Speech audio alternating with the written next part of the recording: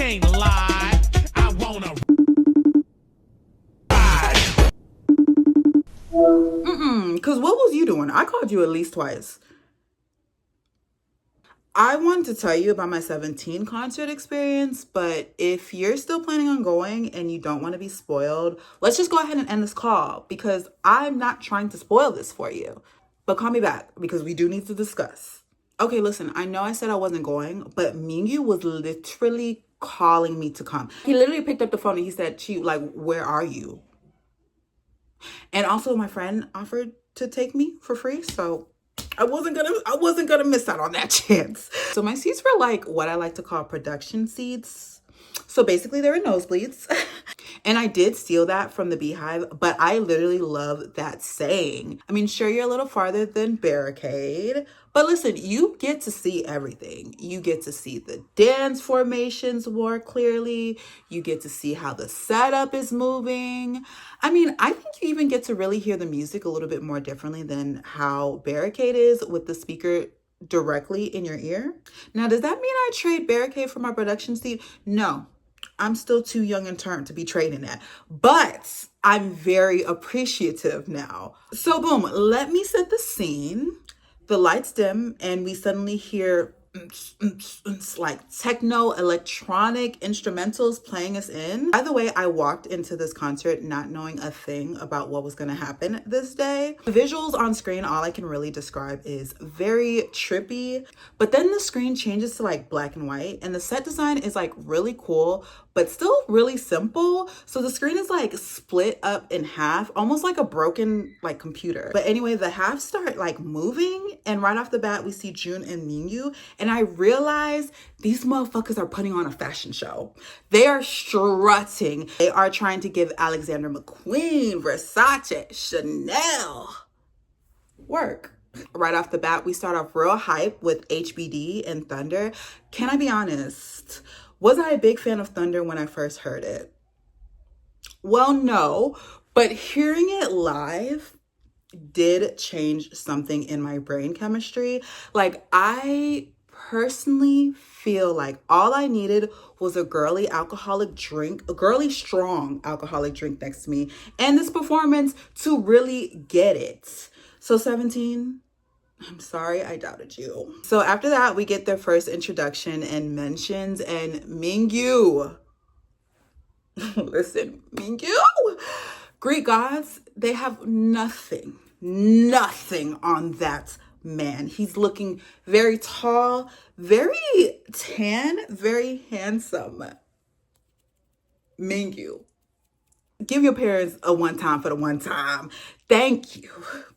Then we pan to my actual bias, Joshua, and I'm confused. I'm looking around because who is that? Who is that? He's in like a see-through top, biceps just poking out. Joshua?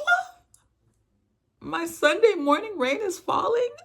Church boy Joshua? Either that relationship is going amazing. This is a joke, by the way. Unlike a lot of people, I actually respect his privacy. But either way, either that relationship is at its prime or Mans is on like a revenge, just got dumped tour. And again, either way, I want to say thank you.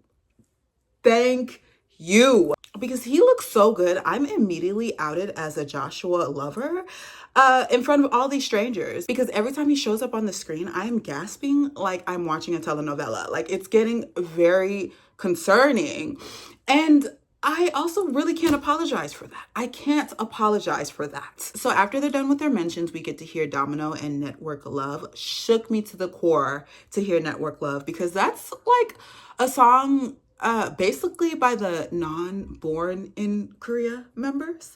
I have no idea if they actually have a name for that unit. Please let me know if they do. But it's June, Shua, Vernon, and the 8, and I am getting my life. I'm going to call Minghao the 8 because I don't know if I'm saying his name right, but I have never noticed how much that man just be vibing. He was just vibing the whole time.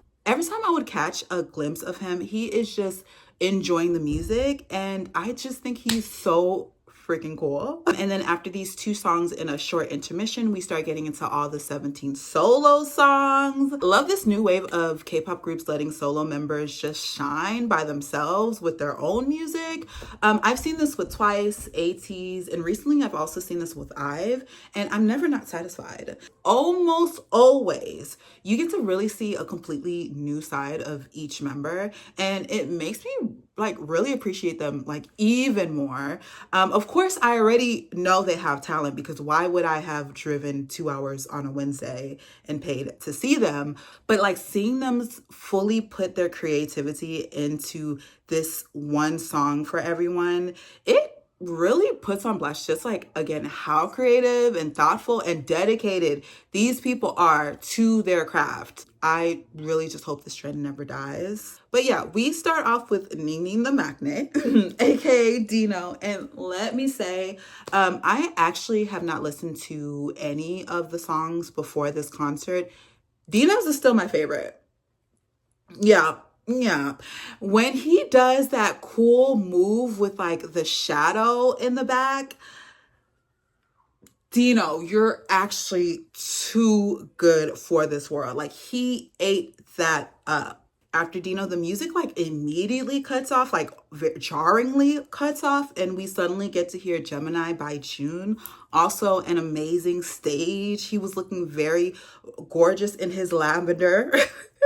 And to round the solos off, Vernon comes out and performs Shining Star. My one gripe with Vernon is, why are we on stage in basically business casual and a guitar? The song is amazing. The song is great, but what is the sweater? Either way, love me some Vernon. And then once Vernon is done, the group comes back and performs SOS, FML, and Love, Money, Fame. Oh, and Darling, of course, Darling. By the way, there was confetti almost after each song, and each time, without fail, I would jump. Like, it was very loud, and there was confetti literally everywhere by the end of the night. It looked like a piñata murder. Jump scare confetti aside, without like completely trauma dumping with you guys right now, my life is a mess. My life is personally a mess. I don't know what curse there is in the fall that the shoe always drops around this time, but it dropped.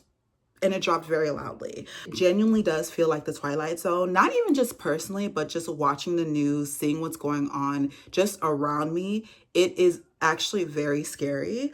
It's all bad. It's all bad. And I personally very much needed to scream my lungs out to those 4 songs. After those 4 songs, it literally felt like 100 pounds was literally lifted off of my shoulders. And that's why I really love 17, because like, do I know 100% what you're saying at this point in time? I don't. But does it immediately make me feel better? Absolutely. Like, they were spitting truth. I don't understand, but I love you. I love you. After the group songs, we get to hear Fortunate Change by Joshua, Happy Virus by DK, and Raindrops by Seungkwan. Being completely honest with you, this doesn't leave the room. I didn't really like Joshua's song first listen. After the concert, I did go back and listen to all the songs, and I thought it was really good. After, I guess I was expecting our pop punk prince to come and deliver with a pop punk song. So when instead I heard this more melodic, like slow song, I was a little confused. Once again, after the concert, his and Dino's solo was my most replayed. And then DK pops up, and Happy Virus had me almost in tears. He is actually, for real, just a ball of sunshine and rainbows, and I want to grab him and just put him in my pocket. When he gets on that like high riser thing, and his legs are just like dangling like a little teddy bear, DK, I love you. I love you. And then Seungkwan, all I can say for Seungkwan is what Celine Dion was to my mom is what Seungkwan is to me. He's actually literally just a major icon of like major proportions, and he once again deserves the world. After those three, we get a little bit more hype with Skyfall by The Eight. We have Shake It Off by Mingyu, and Jungle by Scoops. Skyfall is another song I need to hear in the club very drunk. Very drunk. Also, Mingau's waist, T. I didn't get any video because his waist was so snatched. Body T, hair long, like it was too good. I don't know why I'm pretending like all of them didn't graduate from Snatch University with flying colors, but listen, Mingau's outline, levels of cunt, I can't actually even put into words. Then we move to Mingyu, who says he's not done with this fashion show concept. Honestly, his solo reminds me of that one song by NLE Choppa. You know the one, if I was a bad bitch, I want to fuck me through. I want to let me through. Reminds me of that song, and I get him. Also, both Mingyu and S-Coups decide they want to wear this cowboy hat they made in Austin, which I think is so cute and is very much a chi attractor. I am very attracted. Our leader, S-Coups, commands the stage with his solo and also is just very beautiful, perfect, amazing, dazzling, and no notes. No notes. And then after all the solo songs are done, we get banger after banger after banger after banger. Because what do you mean hot, then highlight, then rock with you, then hit? Eight down. And after that, we get a little time to hear songs from them we haven't heard yet. And I will never not have beef with Austin after this 17 concert because they asked if we want to hear Shadow or Ready to Love. And everybody wants to hear Ready to Love. Don't make me mad. Don't make me mad. And listen, it's not like Ready to Love isn't a good song. Ready to Love is such a pretty song. But Shadow is gorgeous. So pretty next to gorgeous. Like, I'm pretty sure we've heard Ready to Love performed recently. I don't remember the last time we heard Shadow. I don't. When was the last time we heard it? And we passed the chance. So we're not going to hear it for another 25 years. And so for that, Austin, I've put a hex on you that's starting in 7 days. Count them. Count them. And then Vernon wants to make it worse by wearing a Longhorns jersey. Who gave that to you?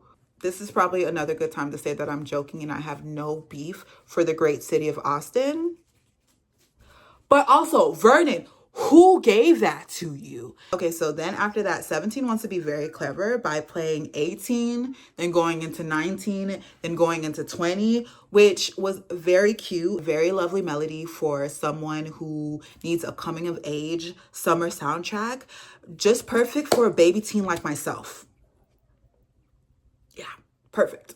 And then after that, they did another cute melody of a couple other songs. And of course, Never Ending Aju Nice, which kind of ended a little earlier than I was expecting. I think we only Aju Nice maybe twice before 17 was like, hey, my Uber's here and I'm not paying that noise ordinance fee, so bye. But yeah, overall, I think this concert was really nice and refreshing.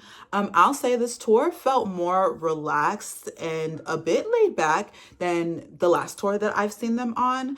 I think they went for more smoother, like upbeat and a little like less choreography heavy songs than usual, which nothing's wrong with that at all. I do feel like it was a little weird just because the concert aesthetic completely changed by the end of the night.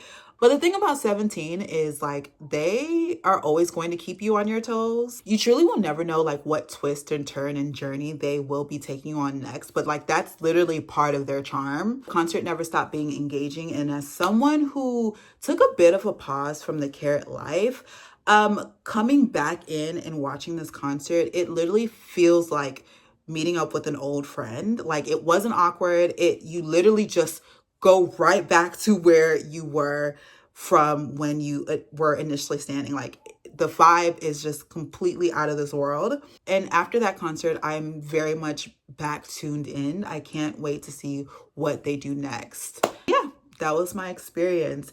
Now listen, I've got about $15, half a quart of gas left, and Wingstop is still open.